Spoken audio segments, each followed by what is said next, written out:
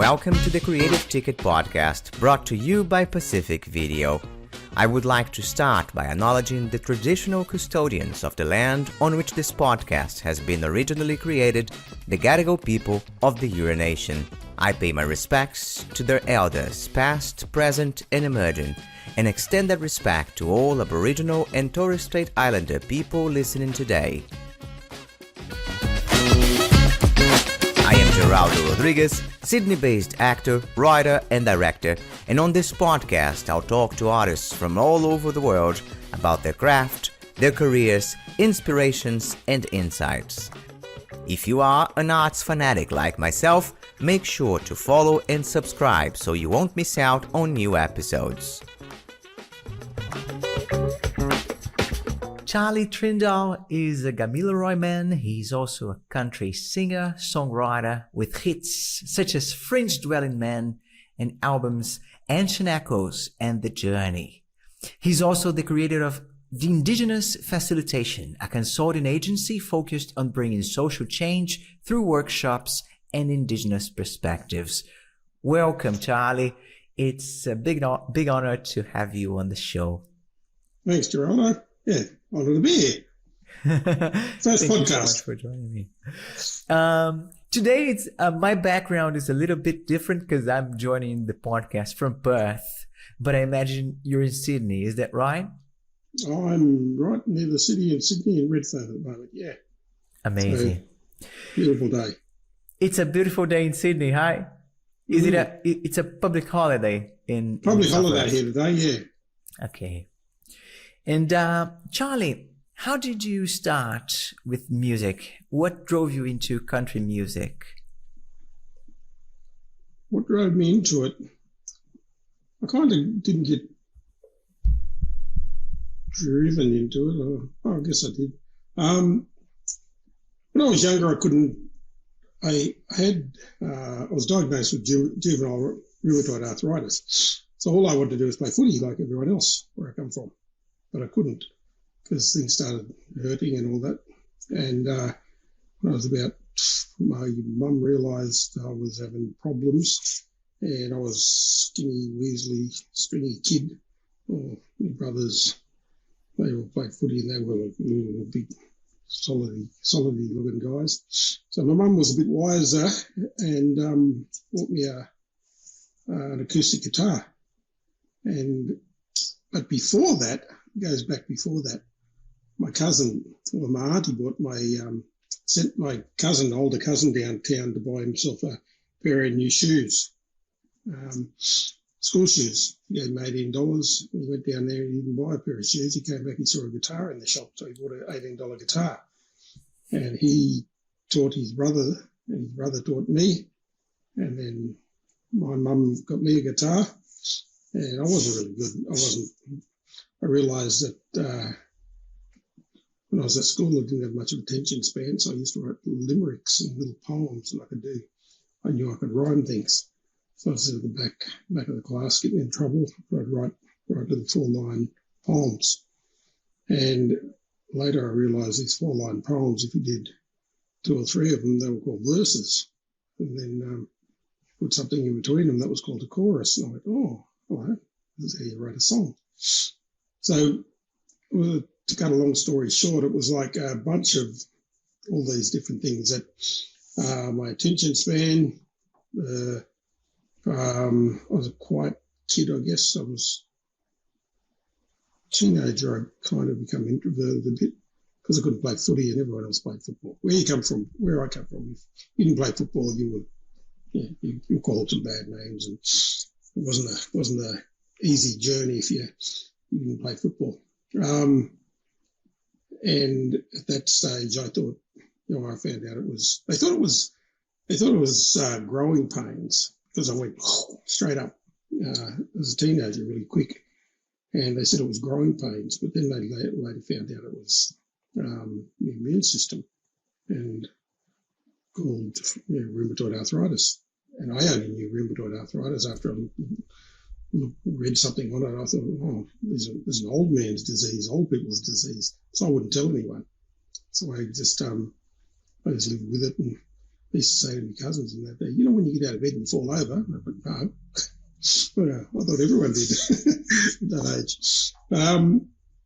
So anyway, I learnt, I couldn't do all the fancy stuff that my cousins and that were doing on guitars, but I listened to, I had three Bobs back then, Bob Marley, Bob Seger and Bob Dylan. And then later I listened to Archie Roach and Tim Carmody. And then also I realised people like Slim Dusty, wrote, umpteen albums, 50 albums or something, 3 chords, 3.5 chords or something. So I went, okay. Then I saw Kev Carmody play and I saw like Archie Roach play, and I thought they're not doing anything really fancy, but they're storytellers. That was like Bob Dylan too. So I started thinking, okay, then I can play chords, and I wanted to learn to sing. I love John Lennon's voice. So I was talking about him the other day. I used to love how he sang. I mean, the cousin who taught me, Bruce, who taught me how to play guitar, I used to go to the movies on Sunday nights and watch the Beatles shows. So we were crazy about the Beatles back then. And, that's a very interesting story. That's an amazing story. And how old were you when you wrote your first poem? Oh, when I was writing poems, I think I was only 11 or 12, 13 or something like that. And I started mucking around writing poems when I was early high school. I don't think I got any of them, but left. But I used to sit down and scribble things out there to be funny, write funny little limericks. And do you remember how old were you when you wrote your first song? Well, that was in my 20s. I kind of wrote things, but they weren't, I don't think they were songs, but my first real song I wrote had a catch to it too, a story to it. Everything's got a story. We talked to Aboriginal people, everything's a story. My wife at the time and my kids, my wife was going to a family reunion, and she said to me, "Oh, you can't come, but you'll have to stay home and watch the kids." So I'm like, "Oh, really? Okay." So I stayed home that night, and my mum had passed away, and my dad had passed away, and my uncles had passed away, and aunties had passed away. And I started realising most of the people that I had access to any family stories and things like that were actually passed on. So I realised, it was a bit late in life. Then I thought, that's why I really understood that, value what you got at the time. So anyway, cut a long story short, the kids all went to bed and I'm sitting there playing the guitar, mucking around. I started writing this song. I wrote this song called Black Tracks. And Black Tracks is basically a family reunion for me that I was having with my ancestors and, my family who weren't there. So that was probably my first song that I could remember actually recording. And it's funny enough, people where I come from seem to, they'll say, sing Black Tracks. Yeah, they like Black Tracks. I don't know why they like Black Tracks. I even forgot the words to it. Sometimes when I try and play it, but I did play it this year at NAIDOC, so I thought, I'll have a go at it again. This is it's kind of a story to it. So it's about, not forgetting the Black Tracks left behind us. And is there a specific thing that starts your inspiration in for instance, that story and that song was written to honor and to celebrate and to all of those that had passed away. Are there other themes that you like to write about? Are there other things that start your inspiration? Back when I was really getting into writing, it was kind of one of those things that I later found out. I'll start from the start. it comes from when something niggles you, and that I had a bit of sadness there that, I've never been to a family reunion, and I went, oh, okay, I'll have one. I didn't realise at the time I was doing it, but I was kind of creating a family reunion for myself. So things come from, I guess a lot of songwriters, it comes from first a niggly feeling, and you got to feel something. Because I've tried several times to just go, right, I'm going to write a song today. No, it doesn't happen. You can start playing around with things. But when you pull the emotions in, it's like everything else. It's when you put vision, emotions, sound, and all, you include the senses, then something grows from it. But it has to have emotion for me to trigger me. And there's another story. Fringe-Dwelling Man was an interesting one. I was sitting there one night, and it was back when the beautiful lady called fish and chip cook lady at the time, Pauline Hanson, was going around talking about Aboriginal people in Australia, and probably never spoken to an Aboriginal person. I thought this woman and her cronies and that are all talking about my life and people in my life, and they've never ever met us. So I sat there one night, and that was niggling me for a while. I talked to it about getting in the zone, and it was about 9 o'clock at night, and I started playing guitar and writing, and then I started writing, and next minute I looked up and I finished this song, and it was I think it was about 2:30 in the morning, and I didn't realise how much time had passed. I was just in this zone. And it was one of those things that I went, I had to get that off my chest. It came from somewhere, it came out of my subconscious or something. But it was niggling me at the time. And I thought nobody is really talking about the journey of Aboriginal people and the history of Aboriginal people. Closest one I got to was Special Treatment by Paul Kelly. And I guess that was one of the similar kind of stories that I went, oh yeah. No one really knows. They're making comments about us, but they haven't spoken to us. There's a saying that I think his name was Mark, but he was a theologian, and I did a leadership program years and years ago. And I always remember the only thing I really stuck in my mind about that leadership program, he said something. He said, conversation is the development of creative dialogue. And communication is the transfer of that dialogue. So conversations is where all the richness comes. And you can't really know anyone if you don't have a conversation with them, because there's no creative dialogue. And in politics, you see these days, Aboriginal people were just political tools for things that people talk about us. So I thought, if they had a conversation with me or with any people I know, they'd learn about us, but they won't. They want to read about stuff and make stories up. So I always remember that conversation is the development of creative dialogue. So once you get dialogue going, you can learn about each other. Otherwise, we're just reading about people, and it could be anything. False, lies, some truths, but we don't know what it is. But that's the communication of someone else who wrote something and then passing it on to people. And amazing that was one of your songs that I listened to, and that I felt that one of the songs, my favorite songs from your albums.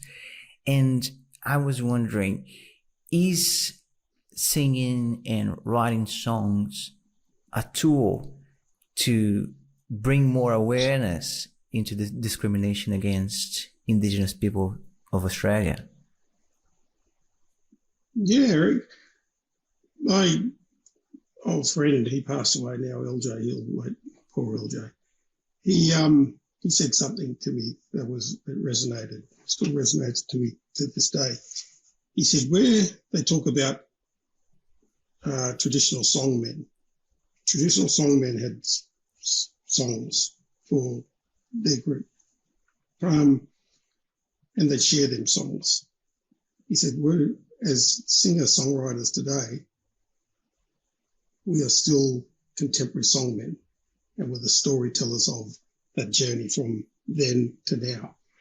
And whether we were singing about 10 years or 20 years or 200 years, we're still songmen, and we're transferring stories and dialogues and things like that that we've had. So, yeah, it's a tool to transfer stories and oral history. Because sometimes it's contemporary oral history. Not all of us sing traditional songs, and because you'd be pretty lucky if you wasn't impacted by colonisation here, if you're an Aboriginal person. So some of us have traditional languages and connections. Some of us don't, and some of us sit in between.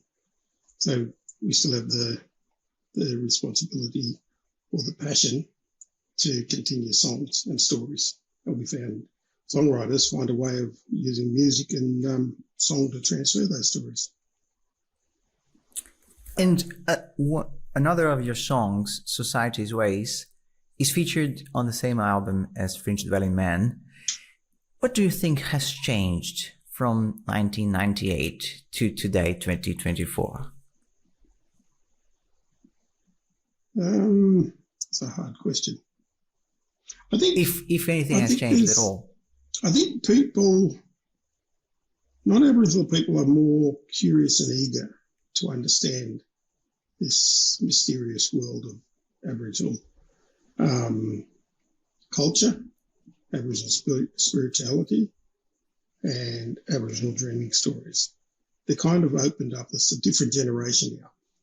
Like when I was growing up, you had the older generation who goes, this is us and this is them, and never change. And then you got the next generation, and people are becoming more open, and with this new age sort of world, that spirituality world that's happening, people are more open to Indigenous cultures, and they're realising that this new age stuff isn't new age at all. It's old age in a new wrapping. It's in a new box, but it's still the old ways. Like visualization, the Olympics, I always say that, the Olympics. The Olympics talked about, or some of the Olympic institutes talk about this new way of athletes using vision, and they visualise before the race and they visualise before the event. Sports people, and they could feel it and they could visualise it and they live it. They've already done it. I don't know if I'm way off track, but Aboriginal dances, hunting dances, war dances, rain dances, whatever you call them, have all that within that dance. All the visualization, all the premeditated stuff, all the feelings, everything they talked about in this new world of visualization. Ancient people have been doing it for thousands of years already, because that's called connecting with the land, connecting with your environment, connecting with the country. And do you see that integration between Aboriginal culture and other cultures in Australia getting stronger and stronger in the future? Or where do you see it going? Are you an optimistic? I think people are reaching out more because they realise the old way doesn't work. I mean, I'm not into politics and all that, but I realise that for 200 and something years, this whole country has changed. And people say, technology. Yeah, but look at the land. The land is actually degrading. So that part You can build a new house tomorrow. You can build a new car. You can make a new Sydney Harbour Bridge. You can make a new opera house. But once the land's gone, it's gone. There's only one land. And if you're going to ruin that, we've got a lot to answer for. And in 200 years, we've seen a lot of that, the environment. And the environmentalists at the moment, they've always been kind of, let's look at Indigenous culture, because Indigenous culture has answers. And people are starting to realise that now, which is a good thing. My next question is, if you feel or if you see that the awareness of the importance of Aboriginal culture goes hand in hand with the awareness of the importance of the environment, nature, and land, or if not, that's not the case usually. I'll be an optimist and say I think the majority of people realise that Aboriginal knowledge and Aboriginal people are one. There's other people who go, we want the Aboriginal knowledge, but we don't want the Aboriginal people. We just want their stuff. And that's been a long story in Australia. Yeah, we want what they got, but we don't want them. But as I said earlier, generations are changing, and people are realising they want to have conversations with Aboriginal people. But again, a lot of the time they don't know how, so they don't know how to connect. So yes, there is a thirst for ancient knowledge at the moment, because ancient knowledge has got the sustainability for everything. Even when you look at things like global warming now. Global warming, people are realising if they look to Indigenous people who are on the ground every day and they can see micro changes and bioindicators, they call them, and like changes in plants, changes in seasons, changes in wind. I mean, if you're on the ground, you're the first to see these, and you're noticing that things are shifting. Like there might be a plant that flowers every time an event happens. And if that's not flowering at that time, there's something going on. So Aboriginal people are seeing that. And then the scientists are going, oh, let's do research into this. But they're not. They're slowly realising that Aboriginal people and Indigenous cultures are seeing it now. They're seeing it. Like a simple one, I was talking to some fire, I would call them fire philosophers. They were doing coal burning up in the north. And they said for the first time ever, they've never heard stories from anyone, their elders or anyone tell the same story. But they were burning, and they said for the first time we've seen the cinders flying 5 kilometres ahead. So they've got burns behind them, and the cinders are flying 5 kilometres ahead of them, coming back on them, and they were trapped. Now, they said they've never seen winds that strong up that are taking those cinders that far forward. And that told scientists that there's something going on up there, and the winds are stronger than ever. So there's lots of stories. There's stories about the warming of the water. There's stories about, shellfish that have always been there, all of a sudden aren't there, or they've got bacteria in them, and which tells you, okay, the water's warming up. Bacteria love it a bit more warmer. Water temperatures that are a bit warmer than normal. So those things, Aboriginal people are seeing them. So science is going, whoa, okay, let's talk to the Aboriginal people. And that's a good thing, but they've got to be open and transparent why they're asking. And do you find that that's maybe I'm not sure how to say this, but that's something that will drive other cultures into Aboriginal culture in a more broader sense, that will actually make them realize more of the richness of Aboriginal culture overall. Yeah, yeah. If people look to ancient ways that are sustainable for thousands of years, it doesn't lie. It's just natural survival and sustainability. You can't argue with that. But we live in a world that's evolving, and technology and fumes and whatever they call the global warming stuff. There's a layer up there that's stopping, whether you believe it or not. That's hindering the temperature that's coming through. So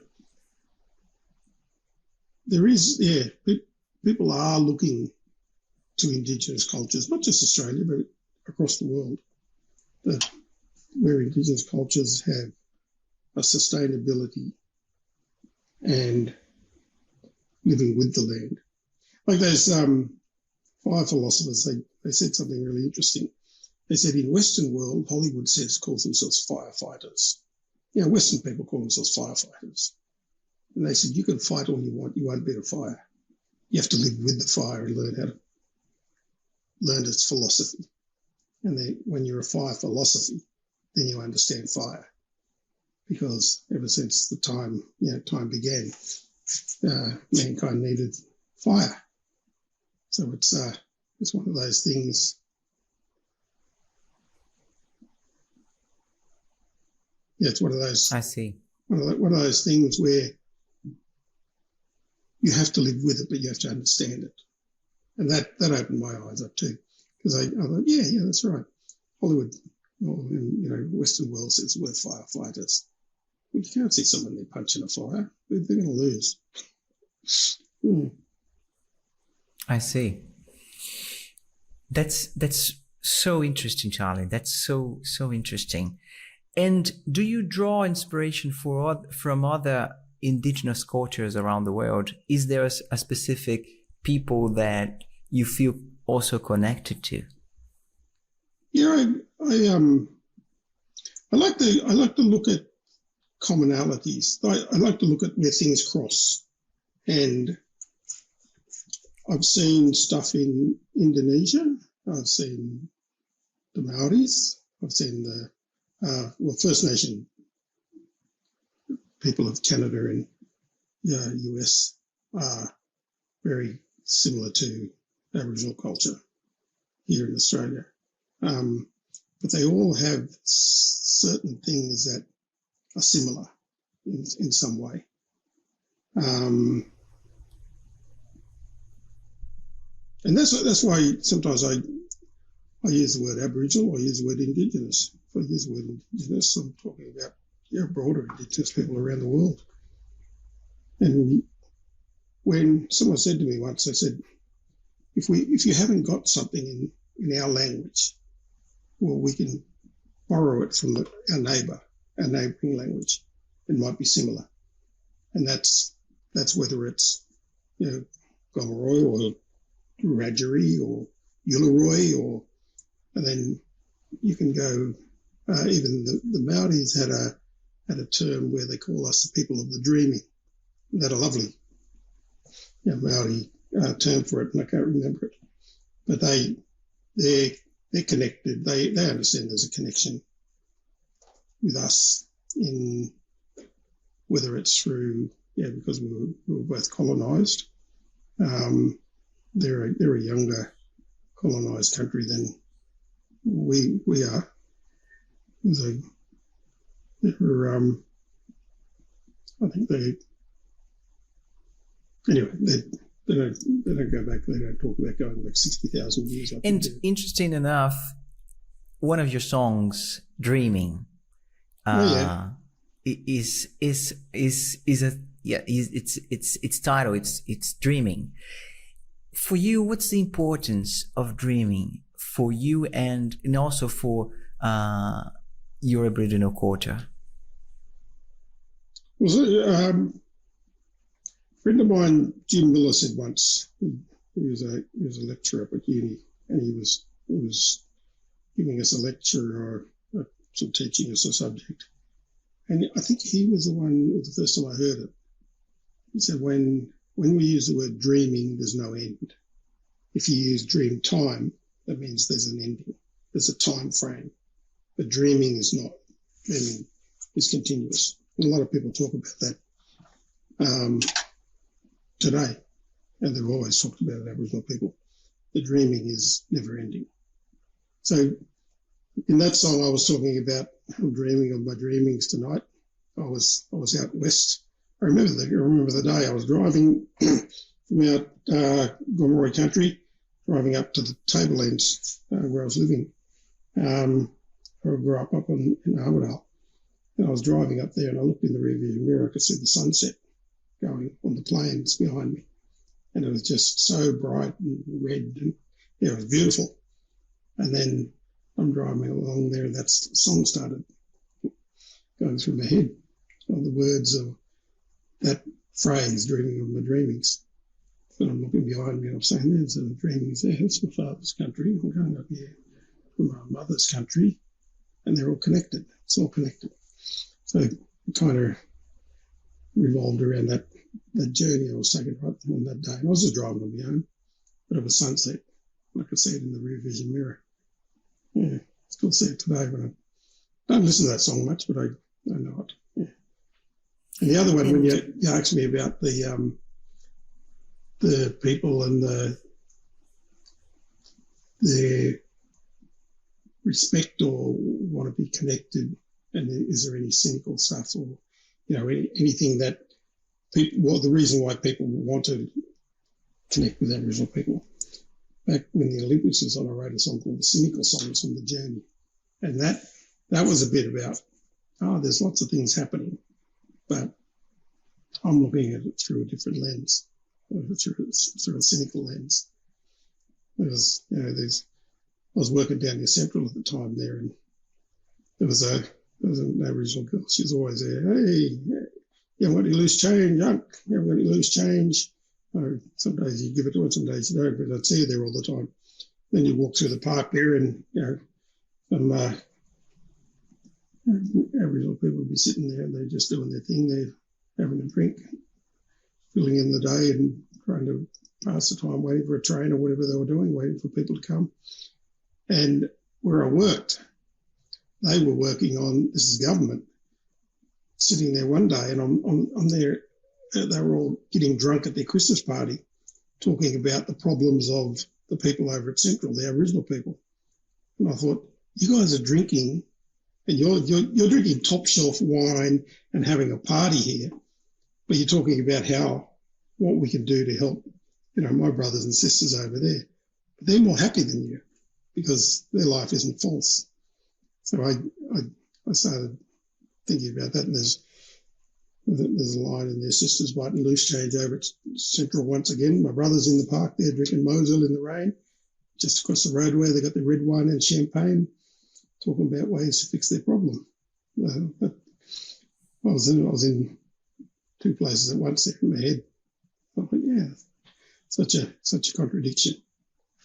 And Charlie, do you feel like that's one of your traits? You're able to circulate around these two worlds. You're able to see how those two different worlds function and connect. Yeah, I think singers, songwriters in general can see that. A lot of singer-songwriters, they're kind of introverts in their own way. So they do a lot of thinking, and it comes out in their writing or their playing or their words. Like my another story with me is I was lucky enough to learn the phrase expressive arts therapy. I was doing a course up at Southern Cross Uni, and there's a woman who came in and did this class with us, Judith Miller. And she came in and she was doing this stuff, and I loved what she was doing. She got us to draw and move and act and things like this. And she was always talking about, if you got a feeling, you got to chase it, or you got to find it, what it is, and find it through your body, and then try and work out, put some meaning to it, put some colour to it, put some feeling to it, and all that stuff. And later I found out there was a term for it. It was called expressive arts therapy. And I went, wow, expressive arts therapy. So all these years, I've been just doing expressive arts therapy with words and music, because I'm expressing what's going on inside me, and I'm getting it out to make me more healthy. Otherwise, I'd just be full of ulcers and stress and anger, and I've already had that. I've had that where you bottle things up there and it just hurts you and destroys you inside. But songwriting and writing and music was a way of getting it out, and all of a sudden it's out there. Sometimes I talk to other people who write and record music. It's like painters too. I'll say, you're all in this moment. You want to create this thing, and once it's created, you put it over there, and you go, or a painter puts it up on the wall or puts it in the corner and goes, it's finished now. Then they go into this depression bit. They go into this slump because they're high creating something. And it's like music. You might be, for me, you're on this, I'm creative, and then you do it, and then all of a sudden it's done and it's finished. Okay, I've got it out of my system, it's over there now. And people say, can you sing that song again? I can't even remember it, because I actually don't like listening to my own songs. Unless I really want to play a song and remember the words to it, I'll listen to it. But I think when I was singing back then, I was recording those songs, my voice, there's something about my voice I wasn't happy with. It's one of those things too, where you contrast. You listen to someone, who's a really, really good singer and holds their notes, and you go, I can't do that. So there's a lot of self-criticism with singing, I think. And I absolutely love your albums, love your songs, and I find one of the things that I find interesting, other than the lyrics, is how you can go from one kind of music to the other. So, survival, dreaming, draw from reggae music, and then you go into some rock and roll or romantic ballads in your second album, The Journey, 2012. Is that something that you also take into consideration? Is that something that you feel is more connected to a certain period of your life, which was maybe more political or more romantic, and that actually is how it changes your songwriting as well? Yeah, I always since I was first heard Bob Marley and Is This Love, I heard that at my auntie's house, where my cousin, we all learned to play guitar. That was the first time I heard Bob Marley played there. And then I realised Bob Marley was singing about, the underdog. He was singing about unfair things in the world, and he found a way to advocate for the people who didn't have a voice. And I went, wow, I want to be like that. Then I listened to Bob Dylan, and I went, he's singing about a time back then too, whether they call it protest songs or not, but he was singing about stuff that he could see that other people may not be able to see. And so kind of wasn't the genre of music. I guess I just wanted to try different ones as well. Always liked reggae, but I couldn't play reggae properly because people think reggae is easy, but it's quite difficult for me anyway. But I had a crack at a couple of them and had some good musicians that helped me along the way there with it. But I wanted to do the certain songs that had a certain genre to it as well.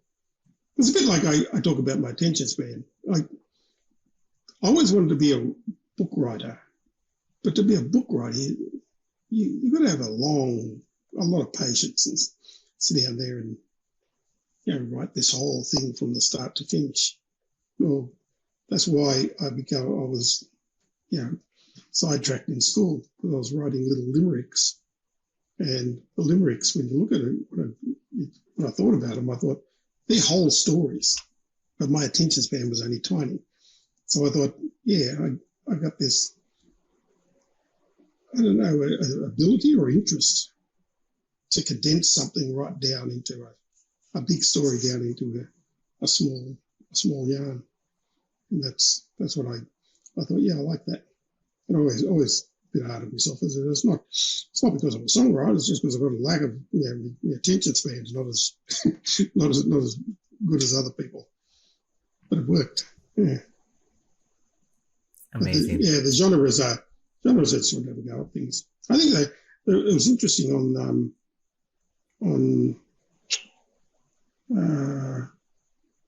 the first album. I wanted to have a go at co-producing. I wanted to have a go at writing. I wanted to go at the music side. I wanted to have a go at the arts, the design. I wanted to try to dabble in the whole thing. So I played a key role in the whole development of it in Ancient Echoes. So it was one of those things. I wanted to do a bit of reggae. I wanted to do a bit of this. I wanted to do country song. I just tried to do everything, kind of without planning it. That way, it just unfolded. So I don't take credit to going, yes, I sat down one day and I planned the whole thing out. No, I didn't. It just unfolded with a bunch of music and songs and feelings that unfolded from time. And the people who came on board, like Tony Green and Francis Williams and Glenn Skewthorpe and those musicians like that, they just made the whole thing, brought it to life. It was so good. I was quite fortunate and lucky to have those people around me at the time. And they're still there. They're still in my life now. Actually, Glenn and I did a show here at Marrickville not long, a while back. Yeah, so I saw you. Yeah. It was a wonderful show. Mm. And how far does your friendship with Glenn goes? I first met Glenn when I was doing that album. Somebody introduced me to him, and we just clicked. And I realised he's got just as weird a sense of humour as me. So we did a few projects together. We did a songwriters camp up at mid-north coast years ago, and I was kind of working in the arts area there, and Glenn was part of that. We made a video and done songwriting workshops and all that sort of stuff. And we connected every time we see each other. It's like it's only yesterday anyway. So, still have a laugh. And Charlie, on top of your artistic career, you also have an academic career. You have a master's degree in Indigenous Studies. You have numerous certifications. Do you use more of that into Indigenous Facilitations, your consulting company, or do you also use that as a singer and songwriter? I always thought that when I first learned about facilitation, I didn't know what it was. I had a job. I was a what was the job? I was a land resource facilitator. And that was the little thing I had there, the badge and everything like that. And I had no idea what a facilitator was. And I did this facilitation course one day. It was like a week-long course. And actually the guy who taught me is still friends. I was talking to him there today. He's from Melbourne, an Indian guy. He's very smart in the world of facilitation. And I realised as a facilitator, you can be jack of all trades and master of none, because you just need to know a little bit of the topic. You don't, because one thing is you don't get into the content. You draw the information from the people who have information. And that's where I realised that's valuable for people who are doing research with Aboriginal people and government people. They go out and they talk at people or to people, but they're missing so much because the Aboriginal people on the ground have so much to give, and our role is to find a way of a two-way conversation and to make sure that people are getting what they need, and we find the tools and processes to do it. Like facilitation is always talk. Facilitation to me is very Indigenous friendly. It's an Indigenous way of thinking and working. Like it says, the first thing you need is a purpose. And you have a look at people who have meetings. And I said to them once, I was in a meeting, I said, why do we meet every week on Tuesday? We've always met on Tuesday, but why? I know the last director used to meet every Tuesday as well with the team, and we always meet to update and do things. But what's the purpose of it? And they were stuck for an answer. So unless you've got a purpose of doing something, and then you have to understand who the people involved. So you've got your purpose, and then you've got the people who are involved in it all. And then you have a process to bring it all together, to create the purpose and bring the purpose to life. And that, when you look at Indigenous cultures who do, I keep saying dancing, okay, say a hunting dance, but there's a purpose to it. And then you don't go straight to the process and start dancing. You have the purpose. And then you find the right people who are actually going to go and do the hunt. And they have to do the visualization, the reality check, everything, bring everything into reality and into movement, song, into feelings and all that. And then they develop the process, how they're going to do it. So that's a simple way of going, okay, then that works in my head. Where facilitation, purpose, people, and then develop the process in that order. And then there's another one where they say, you've got to find a way of being fully present. So presence is the other one.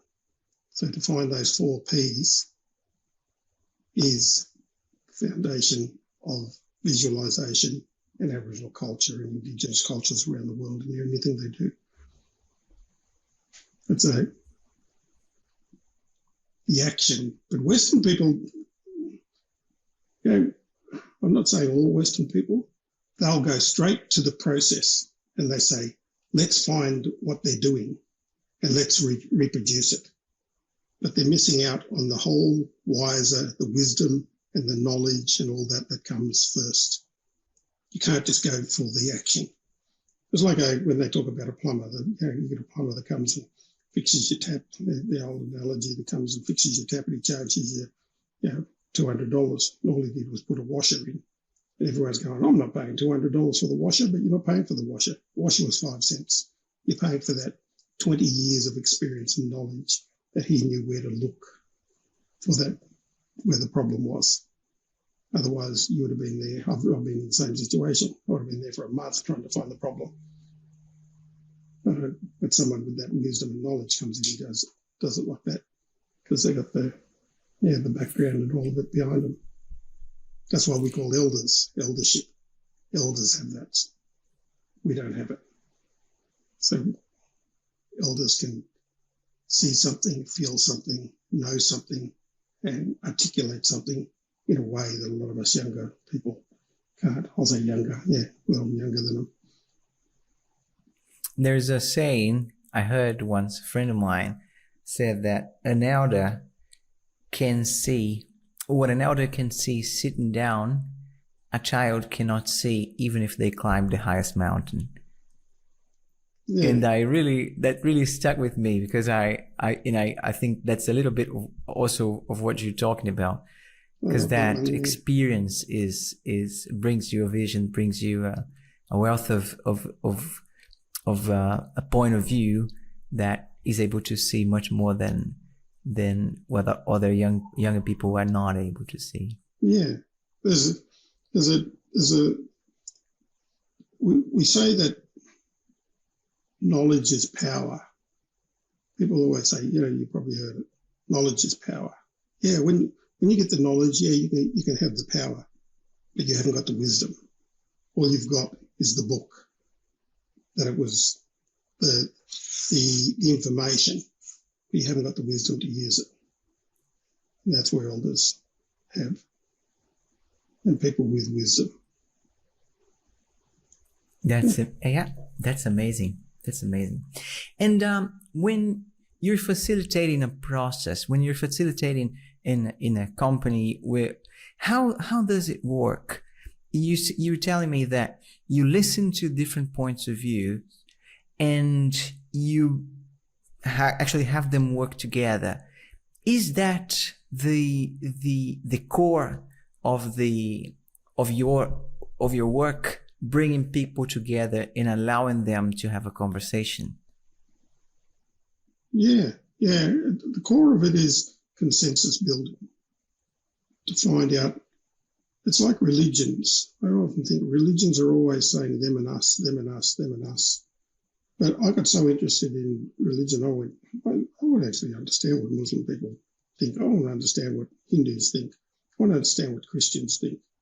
And I actually did some courses and some learnings, and went and spoke to people that were doing that.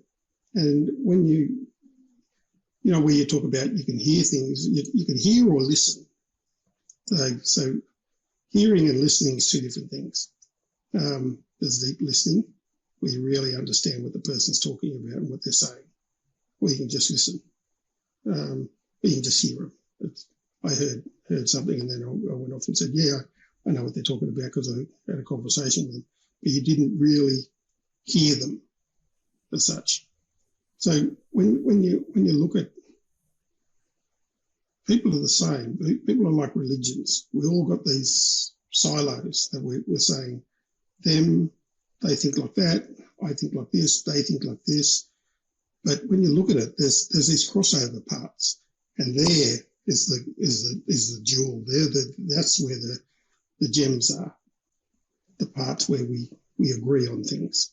And that's what facilitation is. Facilitation for me is to find where these different groups of people agree on something. And you find these aha moments. Because the best compliment a facilitator, I heard that the best compliment a facilitator can ever get is when a group says, I don't know why we needed them there. We've done it all ourselves. That's the essence of facilitation. Our way is to find the tools to help the group find the solutions to answer their purpose, to meet their purpose.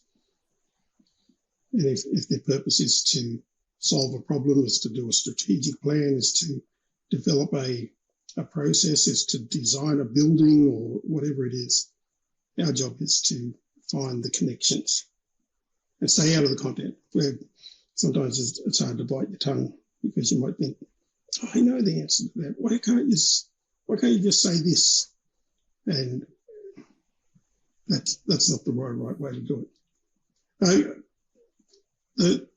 One of the coaches that I had, Dale Hunter, she developed Zenergy Global Facilitation in New Zealand.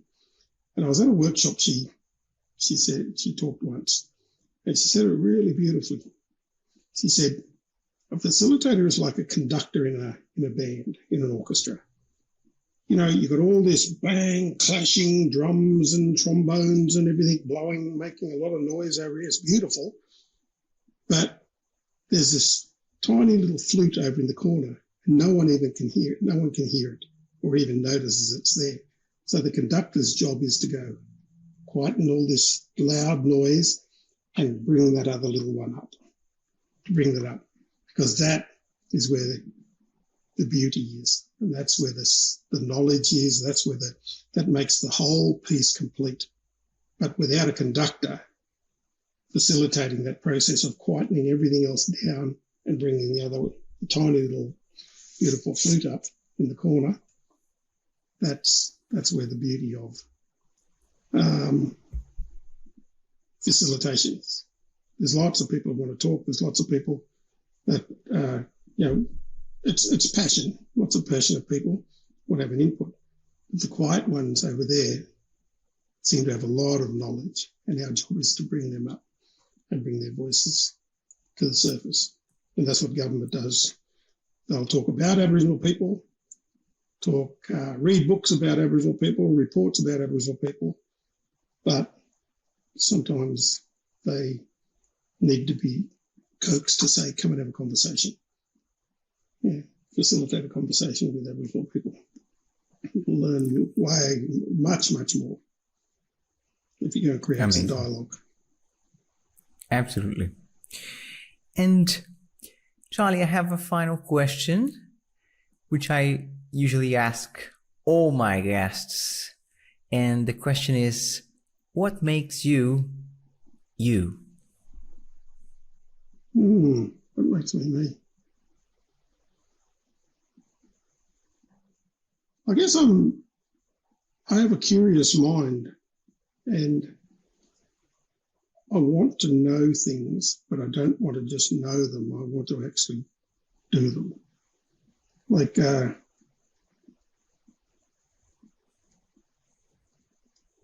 actually wanted to.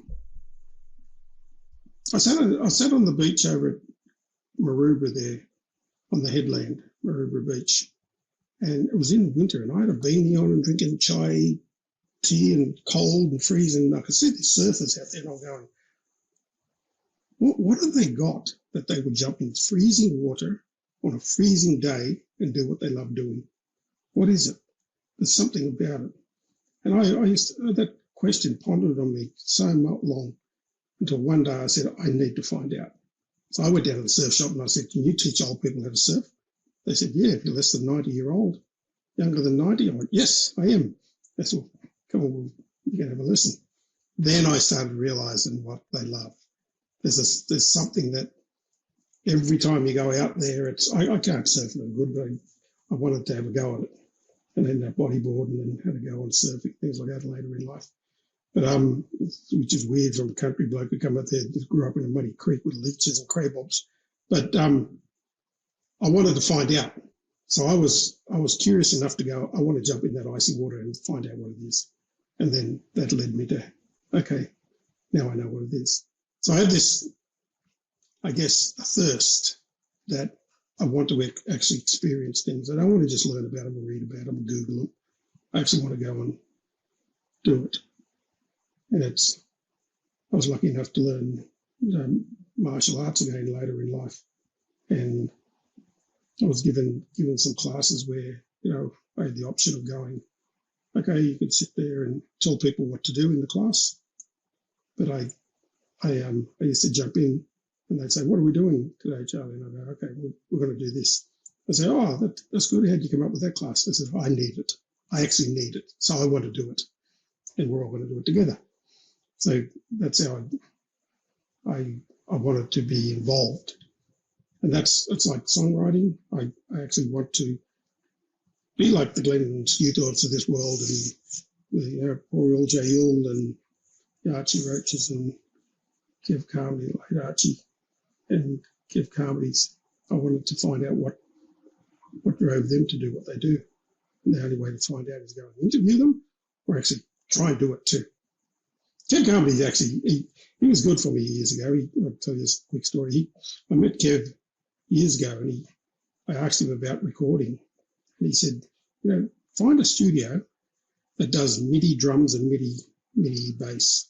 Get your song, find it about $60 an hour they usually charge, but you can find a community studio close for you and get them to do an hour or so with your $60, do a song and get them to put the drums and bass in the back.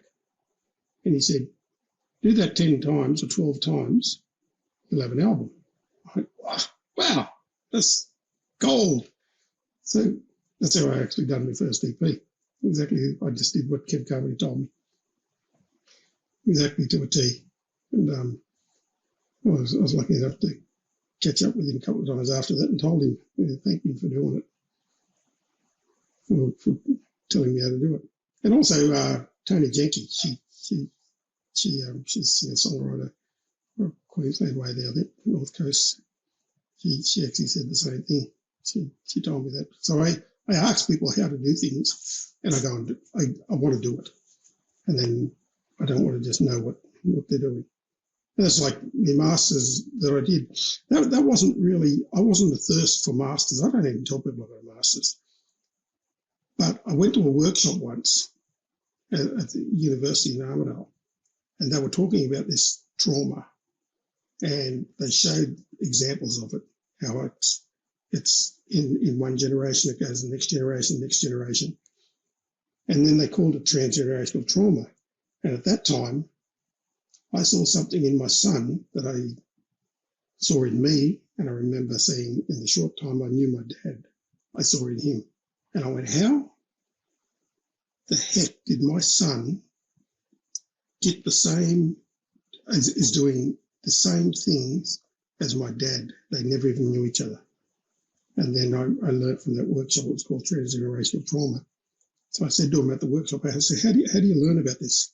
They said, we've got an intake in 2 days' time in Lismore. I actually resigned from my job the next day and drove up there. And I said, I have to do it. I have no idea how I'm going to live. I don't know what I'm going to do, but I have to learn this stuff. And it wasn't about a master's. It wasn't about a degree or anything. It was about, I had to learn that knowledge to help me connect more and understand what I'm passing on through my behaviours and my genes that I've picked up from my parents or grandparents and that, and I'm passing it on because I need to work out where it came from, how it is transferred. And that was quickly an interesting thing with martial arts, because I was watching a Bruce Lee movie around the same time, and I wasn't into martial arts or anything then. I knew one family in Armidale that was doing kung fu at the time. They introduced me to Bruce Lee, or Bruce Lee movies. But in this movie, this villain guy said to Bruce Lee, he said, I know I can beat you because you carry the same spirit as your father, and I beat your father. So I know I can beat you because you've got the same spirit. So he said, that same spirit has been transgenerationally transferred to Bruce Lee, and I know how to beat it. And then, the story of Achilles and the Achilles heel and all that. It's all interesting how this transgenerational trauma is just talked about in different ways. So that led me to, not to get a master's or anything, it led me to learn more about what's going on in my life and how I can help fix it and then help correct things. And the expressive arts therapy was a term that I learnt along that journey as well. So it's all connected. So when you say what makes me, I guess I look for connections. And I always say, the mind, body and spirit is part of us. But there's a mind, body and spirit of the global, on a global level too. The spiritual level, everything that's living is where all the thinking in the mind is, and down below in the land where the sacredness is, that's the body. And then even at the cellular level, there's the outside, the inside, and the tiny bit of DNA in the middle. It's all got the mind, body and spirit, the three parts of us. So we're all connected in that way. And that's beautiful. That's what makes me me. Yeah. That's amazing. Charlie, you're a fantastic storyteller. I loved hearing your stories, and thank you so much for being on the Creative Ticket with me today. It's been an honor. Oh, thank you so much, Geraldo. It was curious how we talk about energies and things, relationships and that by meeting you that night. We end up here having a conversation like this together anyway. So it's good. And my first podcast ever. Amazing. I'm honored. Hope you enjoyed it. Thank you so much for your time. Thank you so much for sharing all of that wealth of knowledge with me today. Thank you for listening to the Creative Ticket podcast. If you enjoyed the episode, please remember to share this with your friends and family and subscribe so you can stay up to date with new episodes. Feel free to reach out to hello@pacificvideo.com.au for feedback and suggestions. We would love to hear from you. Take care